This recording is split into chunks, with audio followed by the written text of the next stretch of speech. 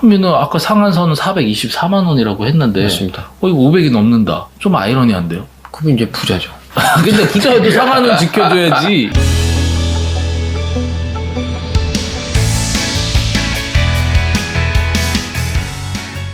문제를 남겨주시면 답은 저희가 찾겠습니다. 오늘 주제는 많은 분들이 저희 영상을 보시면서 요 제목만 들어가면 좀 조회수가 많이 나왔던 것 같아요. 네.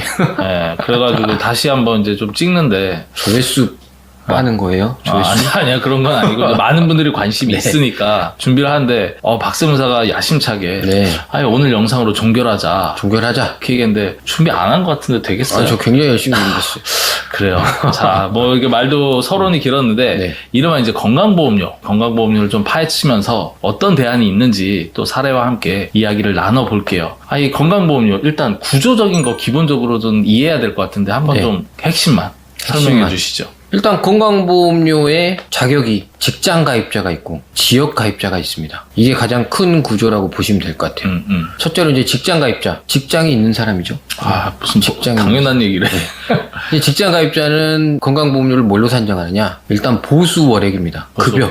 월급 얼마 받냐? 월급 얼마 받냐? 그렇죠. 요거 가지고 하거든요. 근데 이제 직장 가입자인데 급여만 받는 게 아니라 다른 소득이 있어요. 뭐 이자 소득, 배당 소득, 뭐 부동산 임대 소득. 그렇죠. 다른 소득이 발생 일도 할 수 있고 뭐. 그렇죠. 이런 소득이 있는 사람이다. 그러면 소득 월액 기준이라는 게 또 생깁니다. 그러면 이제 합산되는 거죠. 두 개가 따로 나와요. 예전에는 이게 소득월액 기준이 없었는데 이게 추가되면서 급여에 대한 거 한번 나오고 소득월액이라 그래서 따로 또 부과가 돼요. 엄청 짜증납니다. 앞서 얘기했지만 뭐 이자, 배당, 뭐 연금 소득 이런 맞습니다. 것들을 해서 계산한 거고. 여기 따로 나옵니다. 그리고 이제 직장 가입자가 아니다. 근데 여기서 하나 더 설명드릴 게 있네.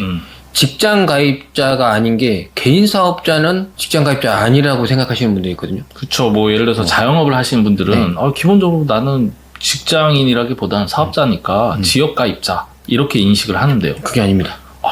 개인 사업자도 직원이 한 명이라도 있으면 직장 가입자예요. 이건 직장으로 보는 거예요. 그렇죠. 예. 근데 직원이 아무도 없다. 그러면 지역 가입자인 겁니다. 그렇죠. 그래서 이제 직장 가입자까지 설명드렸고 기준을 설명드렸고 이제 직장 가입자 아니면 뭐가 남았죠? 지역 가입자. 지역 가입자. 지역 가입자는 직장 가입자 아닌 사람이 이제 지역 가입자인 건데 이거는 건강보험료 어떻게 계산하느냐? 소득을 보고요. 사업소득 같은 거.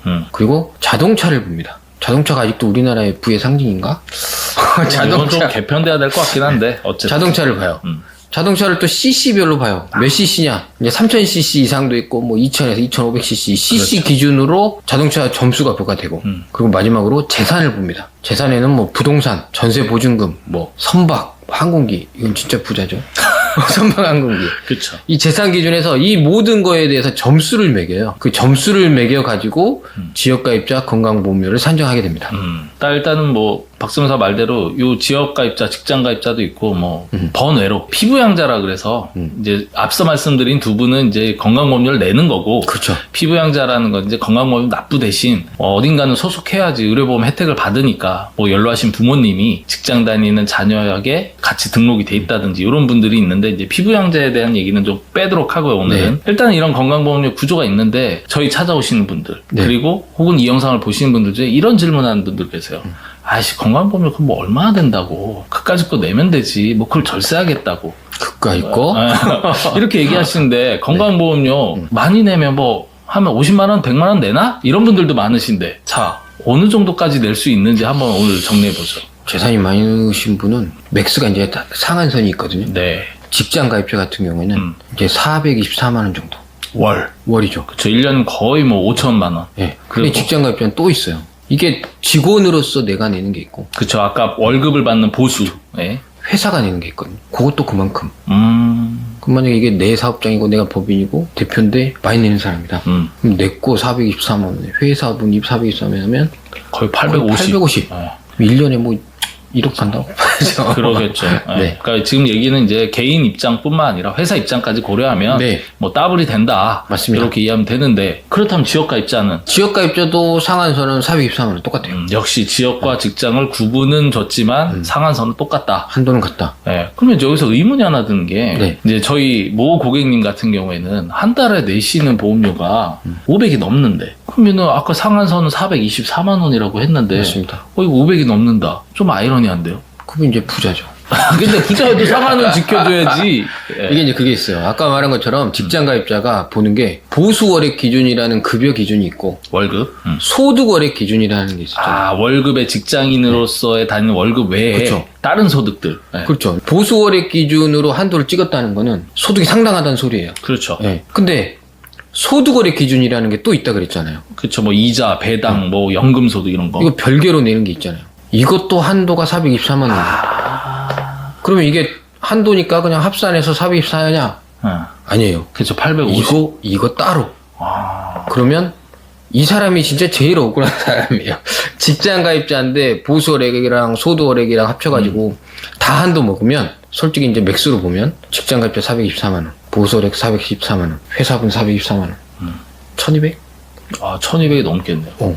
요렇게 내면 뭐 일단 이런 분들이 많지는 않지만 저희가 있습니다. 그런 데 네, 있습니다. 있고 이제 이 정도면 도대체 뭐 아이 뭐 돈 많이 버는데 많이 내야지라고 생각하시겠지만 사실 꼭 그렇지는 않다. 이게 지금 저희가 맥스로 비교한 거지 그렇죠. 급여가 낮으면 비율대로 낮아지는 건 맞아요. 그렇죠. 맞긴 맞는데 결국에는 보수 월액, 소득 월액이 또 있다. 이거는 뭐 급여의 그거와 상관없이 타소득이 있으면 생기는 거죠. 그렇죠. 건강보험료에 대해서 일단 이렇게 알아봤는데 네. 뭐 최고 구간을 뭐 얘기하면 뭐하냐 난 그거에 반도 못 버는데 뭐 저희도 마찬가지고. 많이 나오겠죠. 자, 그런데 이게 문제가 아니고 우리 일상 우리 주변에는 의외로 건강보험료를 고민하는 분들이 많아요. 그래서, 굉장히 많습니다. 예, 대표적인 사례를 하나 이제 말씀을 드리면 뭐 대기업을 다니든 아니면 직장을 다니든 아니면 뭐 학교 교직 생활을 하던 이런 분들이 은퇴 시기가 다가와서 다가오죠. 퇴직을 했습니다. 자, 그러다 보니까 신분이 직장 가입자에서 지역 가입자로 바뀐 거예요. 바뀌죠. 아, 그랬더니 건보료가 2배가 나와요. 3배가 나와요. 이런 얘기를 해요. 네. 자, 일단 왜 그렇게 상승했을까요? 그분은 재산이 많은 거예요. 그렇죠. 이게 다른 게 뭐냐? 아까 전에 직장인과 지역 가입자의 차이가 가장 큰 건 재산이에요. 그렇죠. 재산에 대해서 점수를 매기잖아요. 그러니까 이분은 직장 소득 이런 게 있었지만 물려받은 부동산이 많다던가. 근데 부동산이 많은데 이건 소득이 딱히 없었어요. 그러면 이거는 소득 월액 기준에도 들어가지 않잖아요. 그렇죠. 그러니까 직장 가입자일 때는 뭐 재산이 뭐 100억이 있더라도 좀 낼 게 없어요. 그렇죠. 뭐 소득을 임대 소득이 없다면 극단적으로 그럴 수는 없겠지만 그럼 뭐 늘어난 게 없었는데 이제 지역 가입자가 되니까 재산 기준에서 점수를 맥스 찍는 거예요. 그래서 그냥 확 오르는 그런 개념이라고 보시면 됩니다. 일단은 뭐 그분들에게 심심한 위로를 좀 개인적으로 전한다면 저희가 위로할 자리는 아니 제가 개인적으로 한다면 부러운 거 아니에요? 아, 예. 그렇죠. 부러운 거죠. 근데 이제 뭐냐면 네. 열심히 직장인 가입자로서 살아오셨다. 열심히 모으셨기 때문에 네. 그게 뭐 물려받았든 뭐 쌓으셨던 정말 재산 형성하느라고 애쓰셨다. 네. 근데 건보료는 좀 내셔야겠다. 내셔야 된다. 이런 상황인데 자 저희가 오늘 이 뭐 영상이 이만큼 오는데 꽤 길어졌는데 네. 핵심은 그래서 건강보험료 어떻게 줄일 수 있는데 이 얘기인데 우선은 이제 크게 두 가지를 얘기할 건데 첫 번째로 저희가 이제 임의 가입자, 임의 계속 가입자라고 하죠. 요 내용을 모르는 분들이 상당히 많아요. 맞습니다. 특히 아까 이제 퇴직 직장 가입자에서 지역 가입자로 바뀐 분, 퇴직한 분들 이런 분들 이걸 놓쳐가지고 손해를 보는 경우도 종종 왕왕 많이 있는데 네. 한번 설명해 주시면. 이게 그거예요. 이제 상담 오시는 분들이 항상 이제 나 퇴직하면 갑자기 건강보험 확 뛸 텐데 빨리 법인을 설립해야 되는 거 아니냐? 그쵸. 너 말한 가족법인 그거 좋다는데 빨리 하자. 물론 빨리 하는 게 맞긴 하지만 근데 이런 분들은 이미 계속 가입자라는 제도를 잘 활용하시면 되거든요. 그렇죠. 이게 뭐냐면 이제 회사를 그만두고 실업자가 되잖아요. 실업자니까 좀 그런데 그냥 은퇴 생활. 은퇴 생활을 하게 되잖아요. 그러면 갑자기 지역 이게 확 뛴단 말이에요. 그래서 이게 너무 이 부담이 크니까 정부에서 이제 해준 게 그래? 그러면 3년 동안은 기존의 직장인으로 내던 거랑 똑같이 내게 해줄게.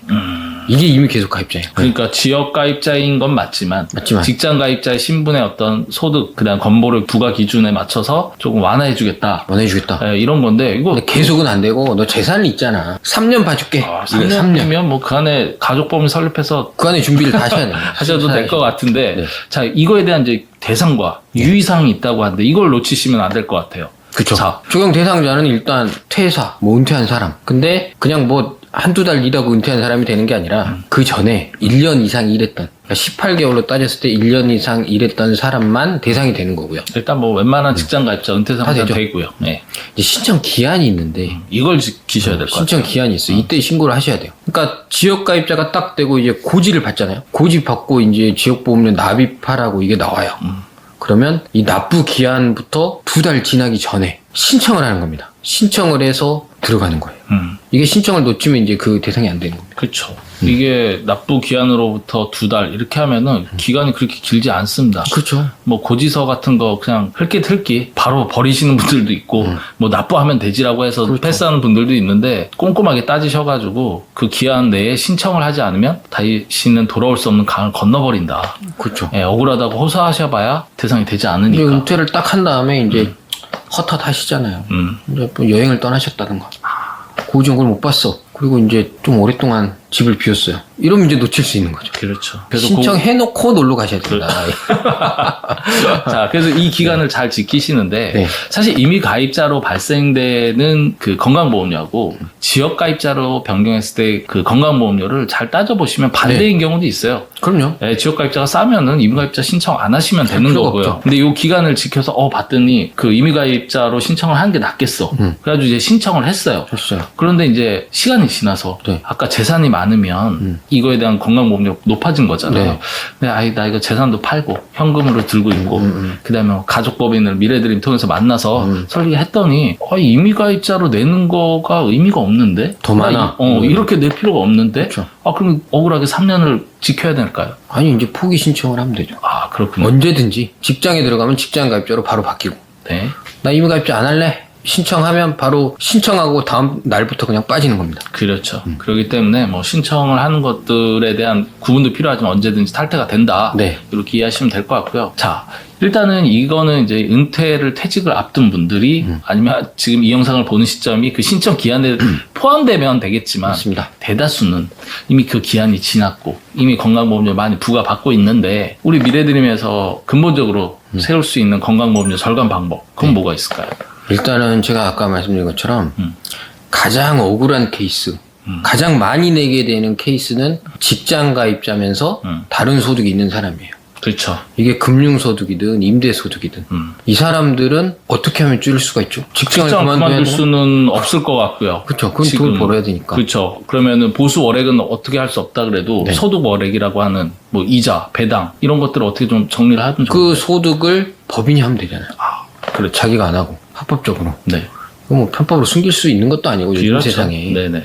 이거를 가족법인이나 이런 식으로 넘겨놓으면 이 소득 월액에 대한 사대보험은 안 나오는 거죠. 그렇죠. 직장 가입자는 당연히 그 구조상 그렇게 하면 되고 그럼 지역 가입자는 지역 가입자는 이제 아까 뭐였습니까? 소득과 자동차, 재산. 자동차 재산이죠. 그럼 이것들을 다 생각해 보셔도 소득, 자동차 재산을 법인으로 하면 다 없앨 수도 있죠. 물론 재산은 이제 이전하는 게 어느 재산이냐에 따라서 절차가 있고 방법이 필요하지만 그렇죠. 장기적 플랜을 가지고 3년 동안에 잘 준비해서 마무리를 하시면 확 낮아진다고 보면 될 것 같습니다. 그러겠네요. 일단은 결과론적으로 법인과 개인은 구분되어 있기 때문에 네. 지금 얘기하는 뭐 소득이라든지 재산이라든지 이런 부분의 명의가 개인이 아닌 법인이라면 나름의 상당한 어떤 건강보험료를 줄일 수 있는 여지는 있는데 누구에게나 해당이 되는 건 아니니까 구체적인 건 상담을 좀 받으셔서 방향 설정을 하시는 게 좋을 것 같고 여기에 추가적으로 덤을 한다면 뭐 저희 영상을 오래도록 보신 분들은 아시겠지만 플러스에서 만약에 여기에 자녀 승계에 대한 부분을 태워서 주주로 자녀나 혹은 다른 가족들을 갖다 참여시킬 수 있다면 자연스럽게 소득 분산이나 미래에 대한 승계에 대한 세금까지 줄일 수 있는 일석이조의. 그렇죠. 그러니까 우리가 사실 승계를 생각하고 가족법인 컨텐츠를 계속 준비해서 왔잖아요. 그렇죠. 저희 큰 걸 봤죠. 큰 거 봤는데 하다 보니까 아니 그냥 매년 발생하는 세금에 대해서도 이게 하나의 해결책이 됐어요. 그렇죠. 우리 고객분들의 그 가려운 부분, 당장의 가려운 부분이 크든 작든 그걸 긁어드렸어야 되는데. 그게 더 포커스가 되더라고요, 요즘에. 그렇죠. 근데 그러고 나서 또 하다 보니까 의외로 사람들이 건강보험에 대한 불만이 너무나도 많더라고요. 그렇죠. 네. 건강보험 제도가 뭐 문제는 아니지만 그래서 이 부분도 의외로 그 몇백만 원씩 내시는 분들이 많잖아요. 맞습니다. 하다 보면. 네. 작게는 뭐 몇십이지만 뭐 1, 200 내시는 분들 많은데 100씩만 줄여도 1년이면 1200이에요. 아니면 꼭 건강보험료가 아니더라도 예를 들어 아파트 관리비를 한 달에 뭐 30만 원, 40만 원 냈었어. 근데 갑자기 어떤 이유인지 모르겠어. 근데 갑자기 80만 원 내래. 기분 나쁘잖아요. 좀 비교가 안 될 건가? 그러니까 이것까지 해결책이 되더라. 네. 그런 말씀을 드리고 싶습니다. 네, 일단은 뭐 저희 다른 영상도 참고하시고 해서 문의를 주시면 좋을 것 같고요. 자, 오늘 내용이 상당히 길었는데 네. 자, 오늘의 한 줄 평 하신다 그러면 저는 건강보험료 관리하십시오. 가족법인 하시라고 했죠?